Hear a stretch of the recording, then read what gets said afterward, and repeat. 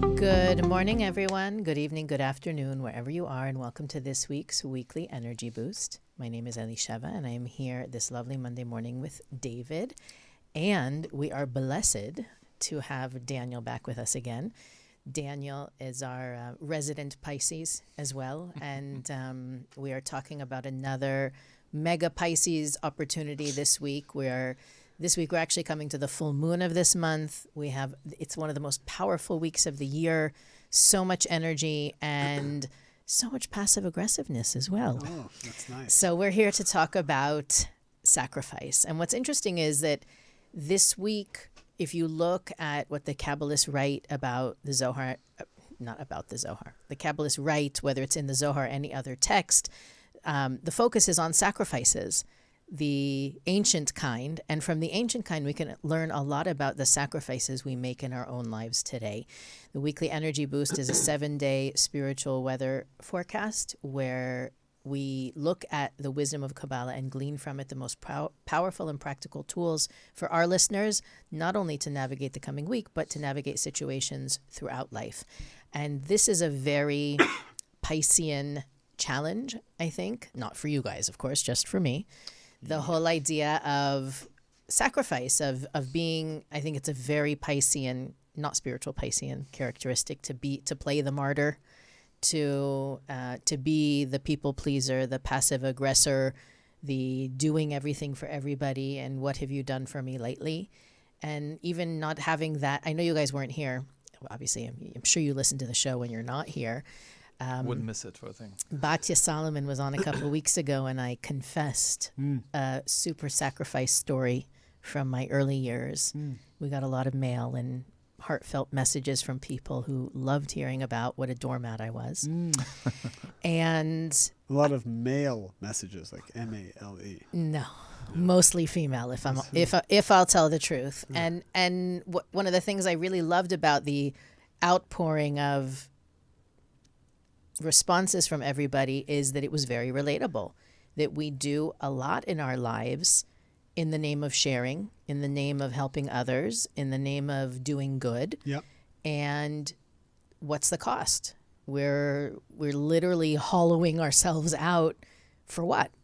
And I think that's, back in the day where, maybe I'm sure that there's people that still do it. We do something. The truth is we do versions of this all our lives. We do something wrong. We talked about this last week as well. And either we confess it and we feel like, okay, it's done with, I finished it, or it's not my problem anymore, I dumped it on someone else.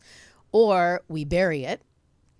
But the truth is, this sort of message, I think, in Kabbalah can be very confusing, right? We talk about getting outside of our comfort zone for people, getting outside of our comfort zone, stretching ourselves, doing superhuman feats, mind over matter. We throw out all these great words.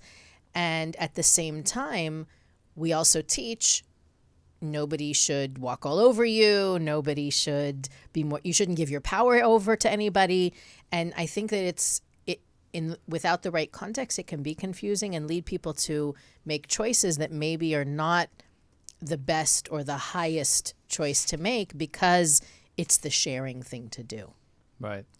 And I think that's why intention is really so important. Where am I coming from? Because like you said, it's never black or white. It's never one way or another. It's never like, okay, but you told me to share outside my comfort zone and that's what I do. Yeah, but based on your tikkun, because you don't value yourself enough, you trying to overcompensate by doing all these things to make you feel good about yourself, but you actually don't realize that that's coming from a point of lack, that's coming from a place of insecurity, and you're doing all this and you're not sensitive to the environment and realize that people are taking advantage of you, and that's coming from a place of lack, right? And anything that's coming from a place of lack, even if the action, the external thing that I do is the most glorious, the most righteous, I'm coming from a place of insecurity and lack, the result will never be good coming from that place, right? You know nothing about this, right? You're just like changing the station. No, I'm David has good boundaries. Yeah, Funny story. Well, I've learned, how do I say this? I haven't formulated this yet. This is really just on the fly. Improv. This is improv. I think that every person needs to have a starting point of their terms of who they are and what's important to them and stick by them. I think people confuse sacrifice when they don't understand their terms, right? And I think a term that I try to speak to students about that we know is 100% a term that everybody should have, and it's one that's given to us by the Creator, is I deserve to be happy infinitely.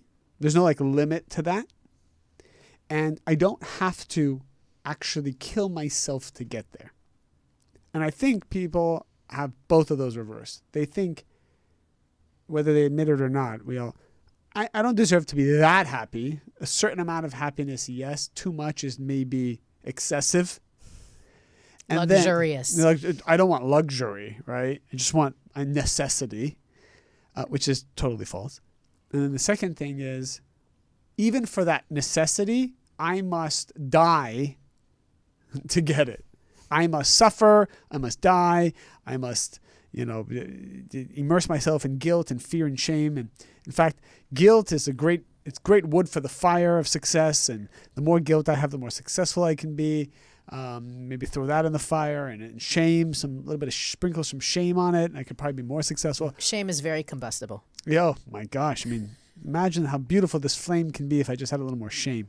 So all of this, this way of thinking is what really causes us to do quote unquote sacrifice in the wrong way.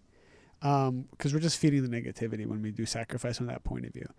So the starting point needs to be, what's your belief system about infinite pleasure and joy, and there's no limit to that. I really want to emphasize no limit to that. And then it doesn't have to kill you to get there. You don't have to really sacrifice and pressure. It's not. It's something very simple. It's usually in the head. You got to just change something in your head, and you can open all the gates. I'm going to ask you a question. I know you have a lot to say. Go for it. I'm sure that you see a lot of people whose self-worth is wrapped up in their performance, right? That maybe as children, they learned at a very young age that if they have needs, they're bad. Or, maybe we talked about this a little bit last week, being weak is a bad thing. So they learn to suck it up and be self-sufficient and independent, and they grew up too quickly. And therefore, they think that they're here to work hard and achieve and accomplish at any cost. Cost of the self, cost of the happiness, like David was saying, cost of fulfillment. How do you, when you find somebody, Daniel, you just to maybe put it into perspective, Daniel does what we call tikkun healing, and it brings in a lot of different other modalities and healing methods to help people uproot their belief systems and the repercussions of housing those belief systems for years. It seems to me like it's that tying self-worth with production, with action, is something that we see in a lot of people. Yeah. There are two levels in which it can be addressed. One is purely on a belief system level, like David was talking about. And another one is a little bit deeper and beautiful to reverse. Yes, and to see, to just right. acknowledge. So let's start with the belief system one, right? That is usually this belief of I have to suffer or I have to, it's usually learned somewhere, right?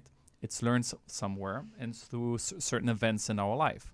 So like you were saying, if I usually would take people back and say, who taught you that? Or where did you learn that? Or where did you first experience that? And then you have a story behind that, right? And from that story, I was abandoned, or I was always made feel not good enough, or I came back from school with a certain grade, and if it wasn't perfect, but even if it was perfect, could have always be better, right? So that those experiences usually teaching me something, and I adapt a certain belief from those experiences.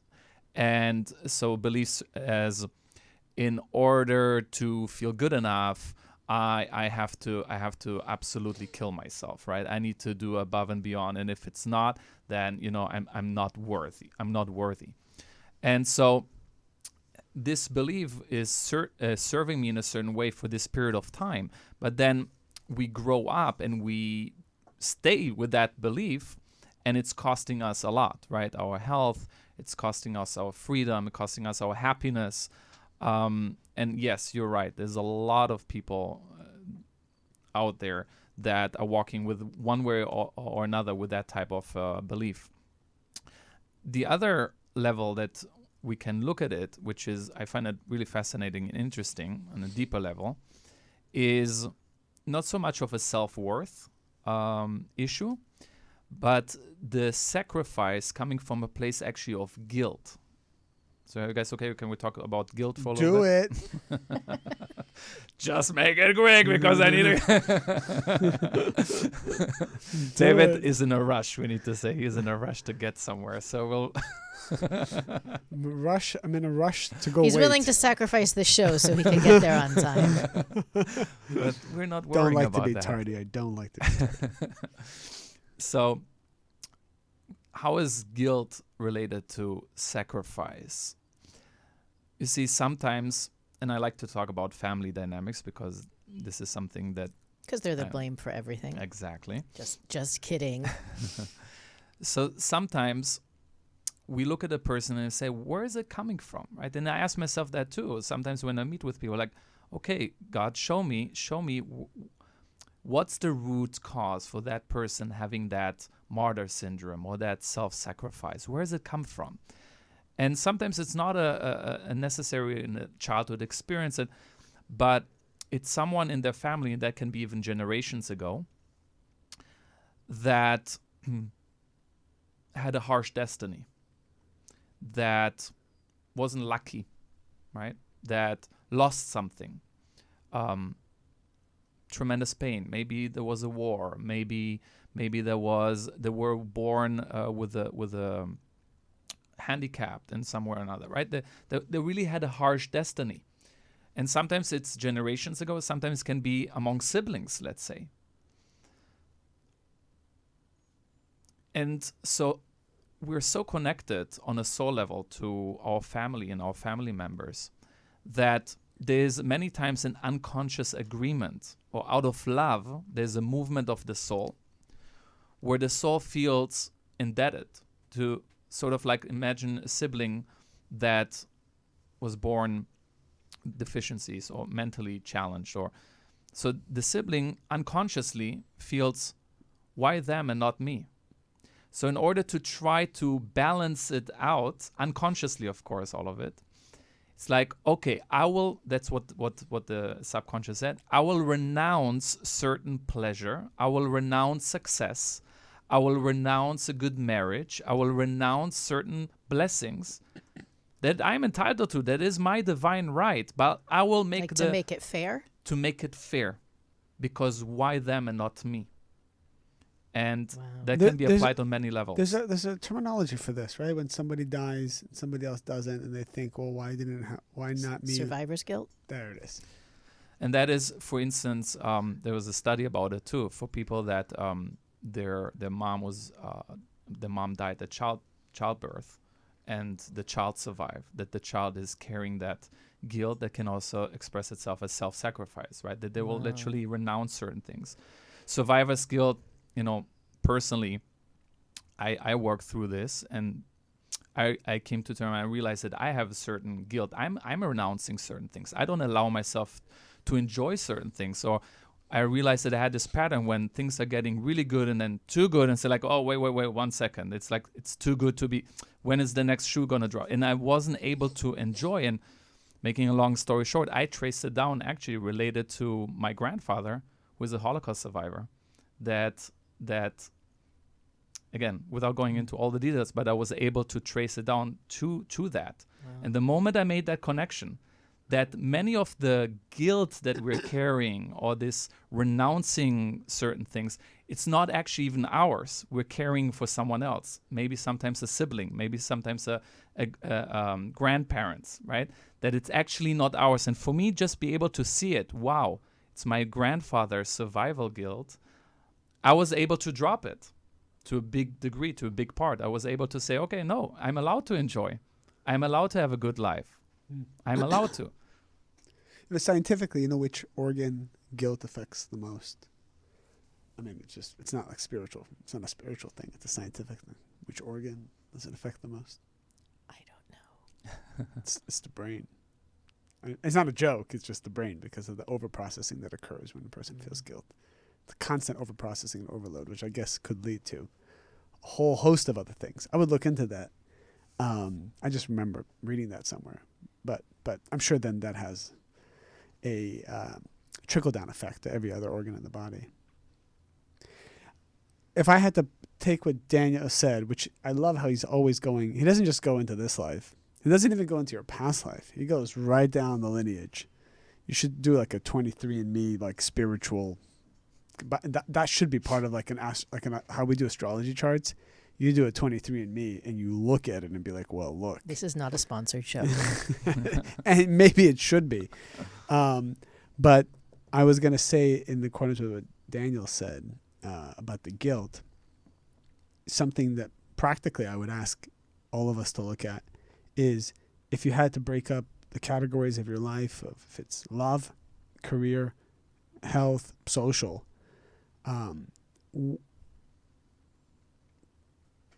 what categories are you not allowing yourself to experience pleasure, or you haven't experienced pleasure in a long time? And to start there, because there's obviously some crazy negative beliefs about receiving there. And I know that something that I learned just from dealing with students for many years, and I kind of learned like, I want to make sure I don't go through that. I forgot who said the quote. Somebody told me that like a chief justice told him this quote, and I forgot who it was, but he said, the secret to spending time with your young children. You heard this quote? Okay, so maybe it's not that prevalent. The secret to spending time with your young children is to do it when they're young. That was the quote. and I think about that every day, literally, since I heard that, because there's this fear that we all need to be aware of, that overworking in one area will cause us to not receive pleasure or focus on a different area. And what we all should aim for, and that the Creator wants us, is to have pleasure in all of the major areas of life. Sometimes we think, now is the time. This is a belief system. By sacrificing health, I can become a millionaire faster. I need to sacrifice time with my kids in order to achieve that. I need to let go of love. I don't have time for love right now because I need to achieve this. And this is also another pattern of negative belief systems that has to do with guilt, shame, whatever you want to call it, or just the simple fact of I can't have it all. I can't receive light. And so what we're essentially doing is we're saying that the Creator is limited in his ability to shine in every department of my life. And when we say that the Creator is limited, this is actually one of the biggest negative actions. The belief system that the Creator is limited is one of the biggest negative actions a person can do. And it's a subconscious one. So I always try to look where in my life am I not receiving that joy or that pleasure. And I know that it's me that's putting it off, thinking that I have to put it off for the sake of this other department in my life. And constantly auditing each one and asking yourself, what's blocking me from receiving in that area?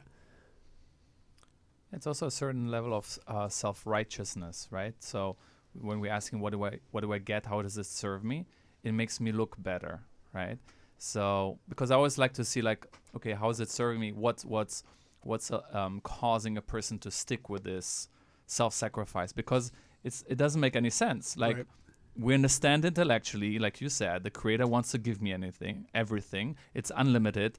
Why would I want to limit? Why do I have this belief of no, I'll sacrifice all? Because it gives me a certain self-righteousness, right? Oh wow, look at me, right? Look at all that I'm doing. Sometimes the way it's serving us, it's control. So if I constantly overgive, let's say, with other people, I create a scenario where there's an imbalance. I give more, they give less. And so there's always a scenario where that imbalance causing them to owe me. And So then I want to duplicate that everywhere I go, is what you're saying, because I want to be in control. That I want to be in control, and I want to feel that make other people feel that they owe me. Or I want to get stuck in the cycle of being the victim and complain, because I create this vicious cycle of I overgive, and then they don't appreciate or they don't give as much back. So I have now the right to be the victim. I have now the right to complain, and that is what gives me energy. In The essence. right to complain. I love that. You have the right to complain. Sounds silly just saying it. Do we? But it's so powerful what you said. I just want to say it again. How many times do we just subconsciously say, well, you know what? Now I have the right to complain. Look at all I've done. Look Look at all I've done. This entitles me, and I'm using that word on purpose. I am entitled to complain right now. And I'm so motivated to actually give you so that I have the right to complain. Yeah. I don't want to give that up. I want to complain whenever I want, but in order to do that, I need to. well, what's the prize? The right to complain is the prize. Therefore, I will love you.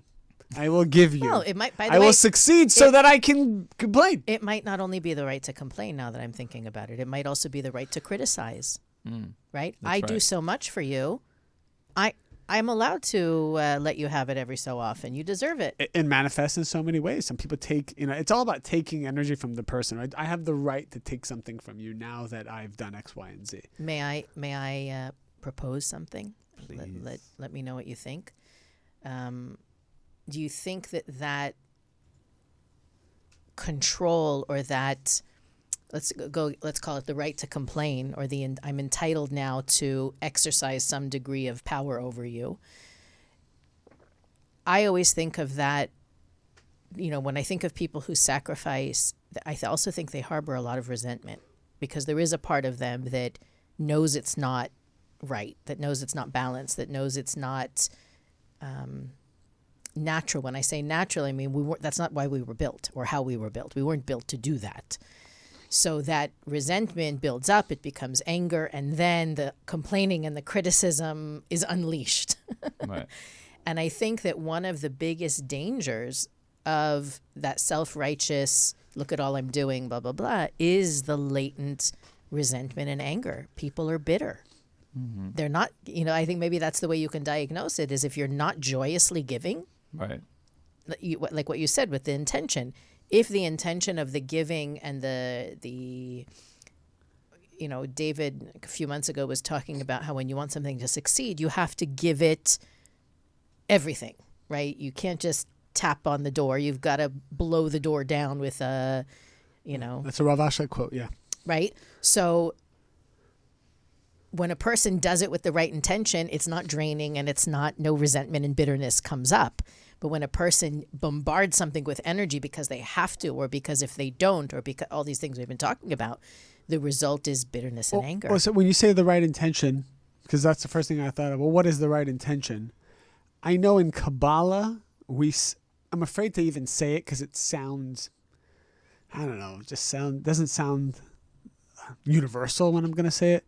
But technically speaking, as we've learned in our deeper studies, we need to elevate to a place where our intention is that relationship with the Creator. And if you don't do if your intention isn't to draw the light of the Creator and have that relationship, any other intention will result in resentment. Now, we can't just say that to people like the first time we're talking to them, because they're not going to understand what that means. So I hesitate in case it's your first time listening to this. So we might throw some. Well, let's say the ultimate intention. The ultimate intention is your relationship with the Creator, because it's the only thing in this world that will not disappoint you. It's endless. So people will disappoint you. In fact, it says as soon as you rely on someone, the Creator will ensure that person disappoints you, because so that you let go of the need for this person's, your addiction to this person.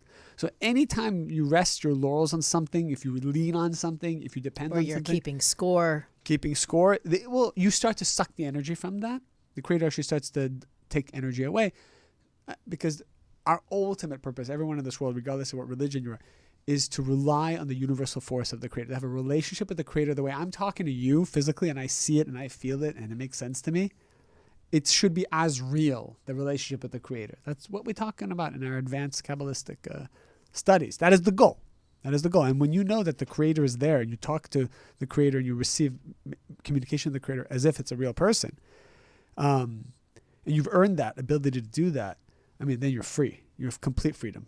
Then you're just giving to the world. You're not taking from the world anymore because you realize you don't need to.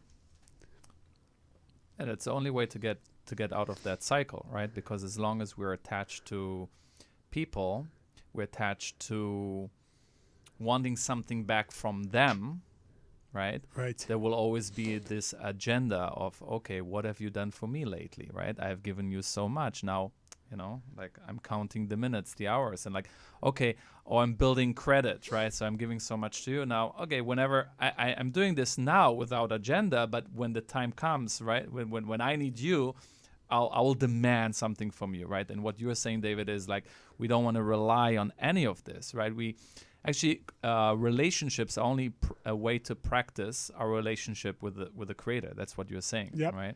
So People should know that. People should know that because they think that the person is the end result. Right. It's a segue. right.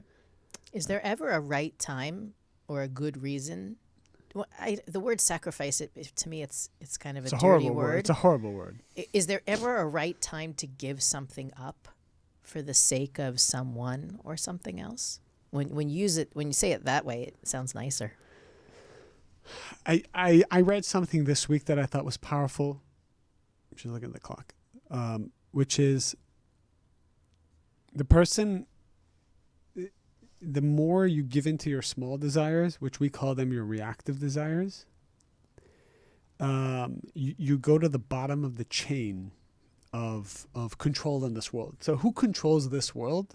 Who controls even people and the financial institution of this world? It's the people who are in control of their desire. So the more you feed the small desire, you sacrifice the big desire. That's how the Kabbalists say it. The more you let go of the small desire for the sake of the big desire, the biggest desire being my relationship with the Creator, you elevate in the chain in this world. The lowest being the level of the animal, which just takes to live, to the highest being the human, which is the purpose of the human is to have a relationship with the Creator. And most humans act like animals, which is, I just want energy now. I want to be comfortable now. I'm worried. I'm afraid. It's just impulsive. Whether we admit it or not, we all kind of are motivated by the fear to just satisfy right now, like because we're afraid.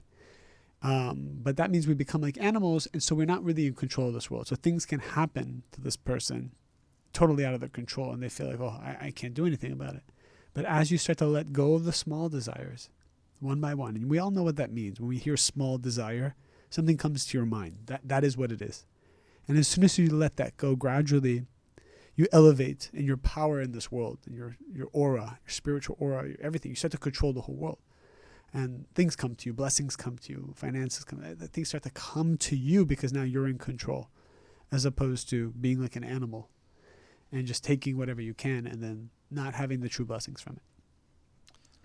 Yeah, the Kabbalah talks about different levels of the soul, right? So the lowest level of the soul, the nefesh, it's also what's called the animalistic desires, right? Yeah. That's what David was talking about, right? And that's all metaphor and what we read in ancient writings about, like the sacrifice. We actually, in our days, we're talking about sacrificing the animalistic desires, the smaller desires. So I want to make sure I will do all the good things, but I want to make sure I get the credit for it. And I'm not going to let go until I get the credit for it and make sure that everybody knows that that's a lower level of desire, right? So when we talk about sacrifice, those are the things that we're looking for. Sacrificing these things that I'm not going to get really that much. They don't matter. They're not important. I want to let them go. Maybe that's a good thing for us to focus on this week is the right things to sacrifice.